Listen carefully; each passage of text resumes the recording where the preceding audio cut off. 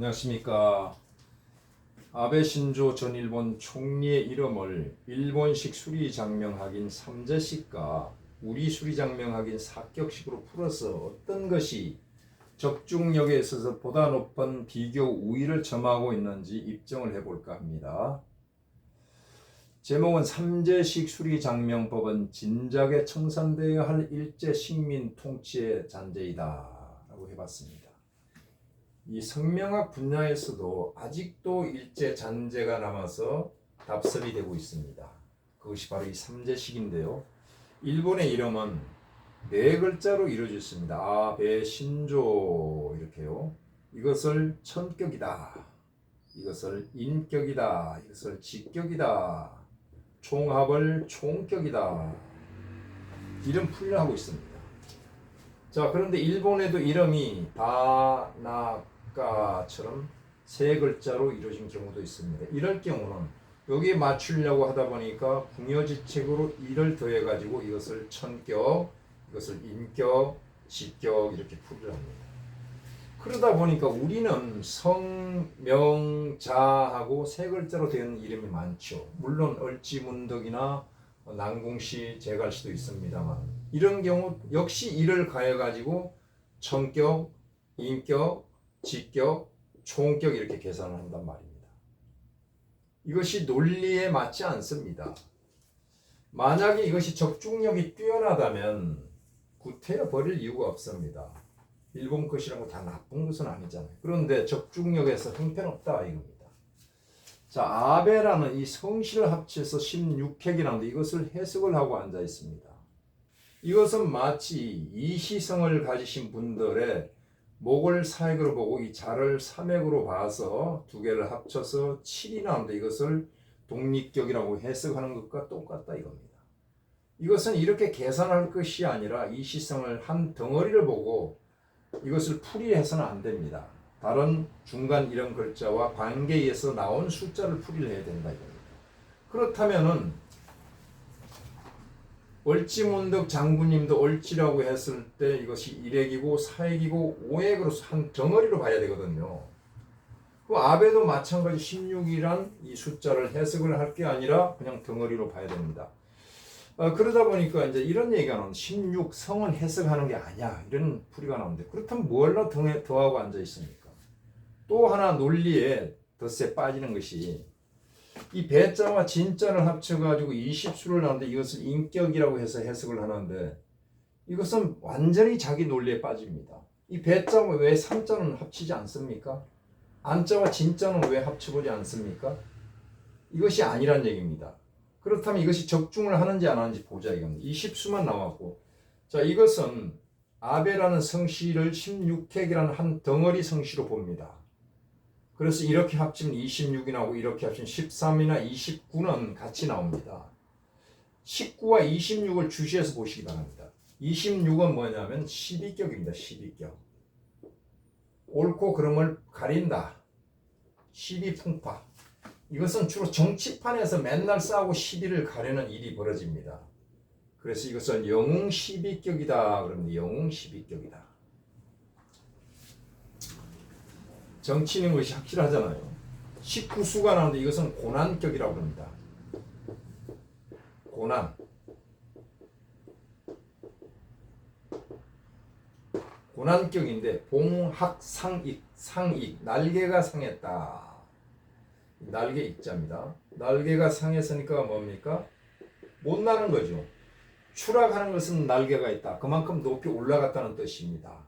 성공격에 의해서 높이 올라갔다.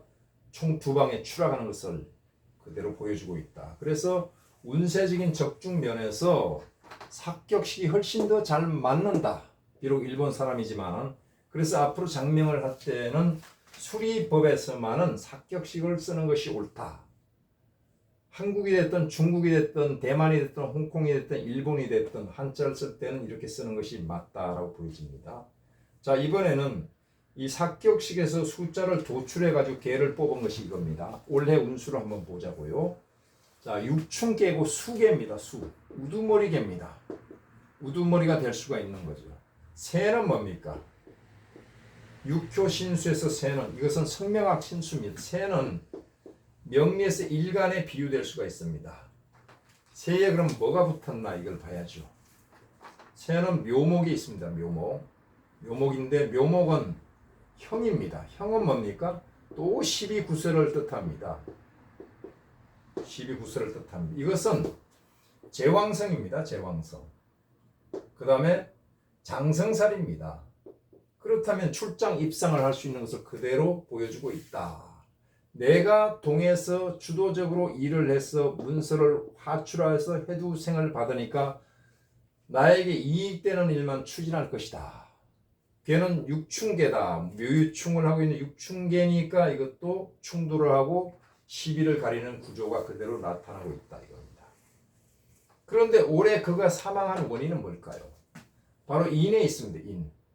인목이 와서 묘목의 원신인 원조해주는 원신 횟수를 인의 합으로 엮어서 합거 즉 스톱시켜 버렸습니다.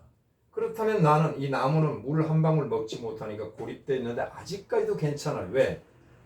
자수로부터 해두생을 받고 있으니까 괜찮습니다. 그런데 미월이 들어오면 완전히 양상이 달라집니다. 미토가 와서 묘목을 인묘시킵니다. 인묘는 뭡니까? 너 저승 가자. 저승 가자 이런 뜻입니다. 그러면서 미토는 자수를 격발해버립니다. 여기는 해수도 그걸 합니다. 아주 안 좋은 양상이 나타나죠. 그랬다가 술 일진에 들어가게 되면은 술이 와서 묘술 합으로 엮어버립니다. 동효는 동자는 합에 응한다. 묘술 합에 됐으니까 저승가자 인묘 묘로 들어가자 하는데 응해버린 겁니다. 시간이 오시에 좌우충하면서 여기를 한 방 때려버립니다. 완전히 고립무원됐습니다. 인목이 완전히 나를 원조해주는 세력을 차단시켜놓고 유금으로부터 묘충을 유도하고 있습니다. 자, 이것은 미토와 술토는 토생금, 귀에서 또 축술미 삼형살이 되면서 여기를 불려 이렇게 세워서 그대로 충을 하고 있거든요. 그러면 해마다 미월에 술일진이 많이 있고 오시도 있었는데 왜 올해만 꼭 그 총을 맞아서 가느냐? 바로 인목에 있습니다. 인목은 바로 우리가 풀이할 때 탕화살이기도 합니다. 탕화살이 와서 인의 합으로 엮어버리고 묶어서 여기를 차단시키니까 유검이 강하게 힘을 받아서 때려버린다. 이렇게 볼 수가 있거든요. 그런데다 올해는 임인년인데 임은 뭡니까?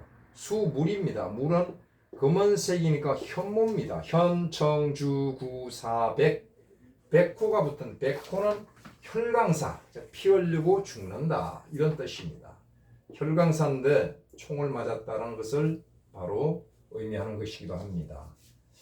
육효를 일반적으로 풀이를 할 때는 오행을 중시해서 보고 육수는 부수적으로 봅니다만 신수를 볼 때만은 육수를 주시해서 봐야 됩니다. 왜? 신수는 해마다 바뀌기 때문에 어떤 육수가 와서 척 붙나 이것이 굉장히 중요한 겁니다. 그래서 삭격식으로 봤을 때 육효도 적중을 하고 수리적으로 적중을 하기 때문에 앞으로는 삭격식을 쓰자. 삭격식도 사실은 장명 방법 중에 하나일 뿐이기는 합니다만은 그래도 수리로 뽑을 때는 삭격식에 따르는 것이 맞겠다라고 의견을 드리면서 통변을 마치겠습니다. 감사합니다.